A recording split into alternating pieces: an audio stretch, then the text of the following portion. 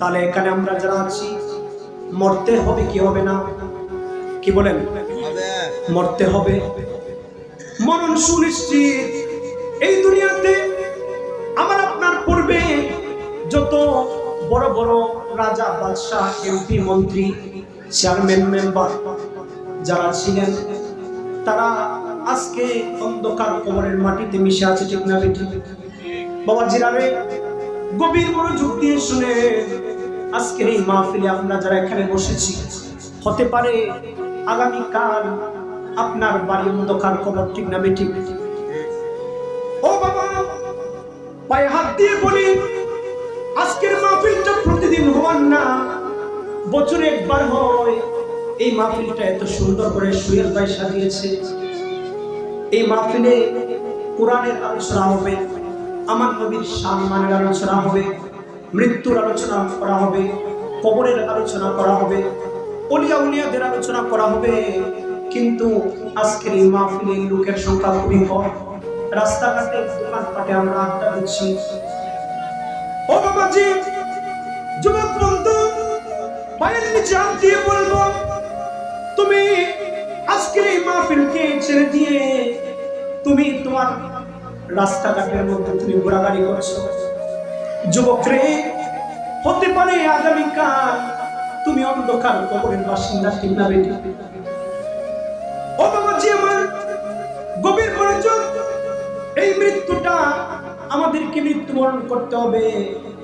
মৃত্যু নিশ্চিত, মৃত্যুবরণ করতে হবে। কিন্তু বাবারে, দুনিয়াতে আসার একটা সিরিয়াল আছে, ঠিক না বেটি? আগে আমার দাদা এসেছিল, তারপর আমার বাবা, তারপর আমি এসেছি, আমার পর আমার সন্তান এসছে, আমার সন্তানের পর আমার নাতি আসবে, ঠিক না বেটি?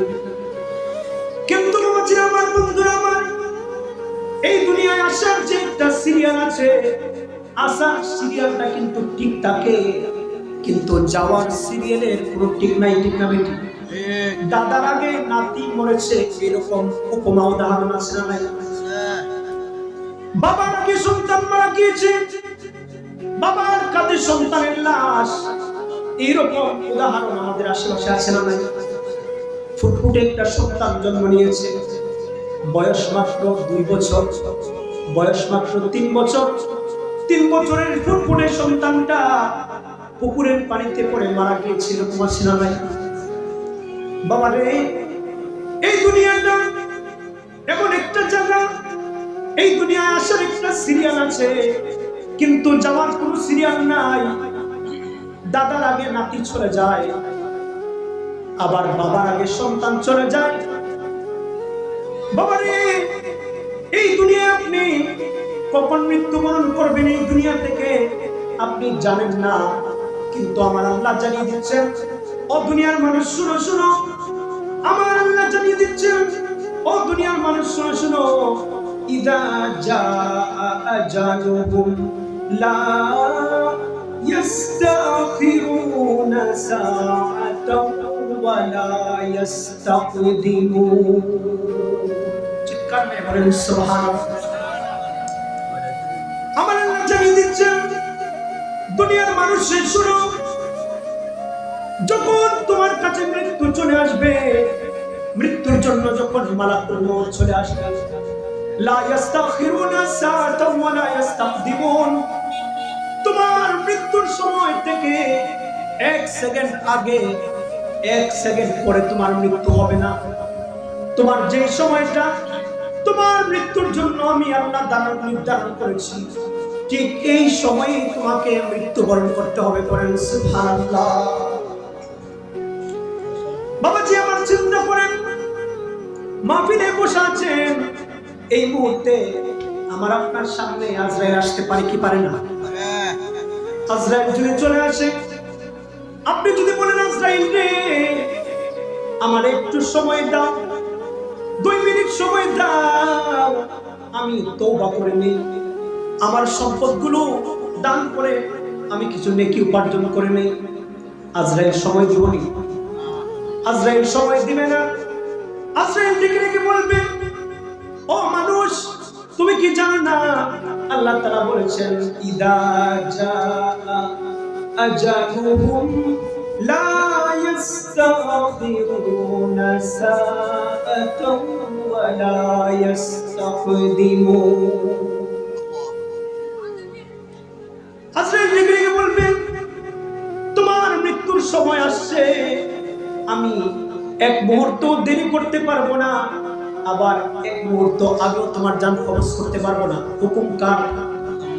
আল্লাহ। আপনার মৃত্যু লেখা আছে অমুক বছরের অমুক মাসের অমুক দিনের এতটা এত মিনিট এত সেকেন্ডে আপনি ইন্তেকাল করবেন, ওই সময় নড়চড় হবে না। আপনার মৃত্যু লেখা আছে আপনার বাড়ি গোকুলনগর হতে পারে, কিন্তু আপনার মৃত্যু লেখা আছে মাধবপুর হবে, সেখানে মৃত্যুবরণ করতে হবে। আল্লাহু আকবার। এটা নির্ধারণ করেছেন কে? আল্লাহ। গভীর মনোযোগ। এই পৃথিবীতে 1,24,000 নবী পয়গম্বর এসেছিলেন, এর মধ্য থেকে একজন নবী যার নাম ছিল হযরত সুলাইমান আলাইহিস সালাতু ওয়াস সালাম। এই সুলাইমান আলাইহিস সালাতু ওয়াস সালাম এমন একজন নবী ছিলেন, সুলাইমান আলাইহিস সালাতু ওয়াস সালাম তিনি এমন একজন নবী ছিলেন রে বাবা, যে নবীর ইতিহাস কোরআনের মধ্যে হাদিসের মধ্যে বর্ণিত আছে। সুবহানাল্লাহ। সেই নবী, তিনি নবী হওয়ার পাশাপাশি তিনি বাদশাহ ছিলেন। করেন না সুবহানাল্লাহ। কেমন বাদশাহ ছিলেন রে বাবা?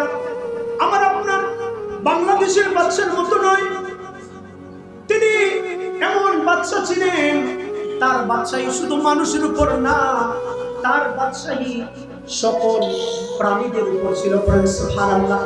জিনদের উপরও তার বাদশাহী ছিল, পশু পাখির সাথে তিনি কথা বলতে পারতেন। বলেন সুবহানাল্লাহ। ওনার কথা সবাই শুনতো, এমনকি বাতাস তার কথা শুনতো। করেন না সুবহানাল্লাহ। গভীর মনোযোগ।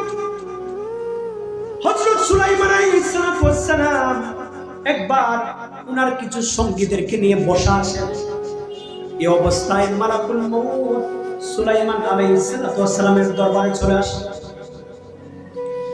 হযরত সুলাইমান মালাকুল মউতের চেহারার দিকে তাকালেন, তাকিয়ে দেখলেন মালাকুল মউত ওনার একজন পাশে বসা একজন সঙ্গী তার দিকে তীক্ষ্ণ নজর দিয়ে তাকাচ্ছে, ভয়ঙ্কর আকৃতিতে তাকাচ্ছে।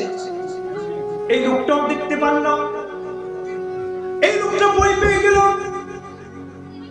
ডাকতে বলল, ইয়া নবী আল্লাহ, ও আল্লাহর নবী সুলাইমান, জানতে চাই যে লোকটা আমার দিকে তীক্ষ্ণ নজরে তাকাচ্ছে, ও নবী সুলাইমান, জানতে চাই লোকটাকে তো কোনোদিন দেখি নাই, এই লোকটার চেহারা এত ভয়ঙ্কর দেখা যাচ্ছে, এই লোকটা কেন আমার দিকে এই তীক্ষ্ণ নজরে তাকাচ্ছে গো নবী সুলাইমান?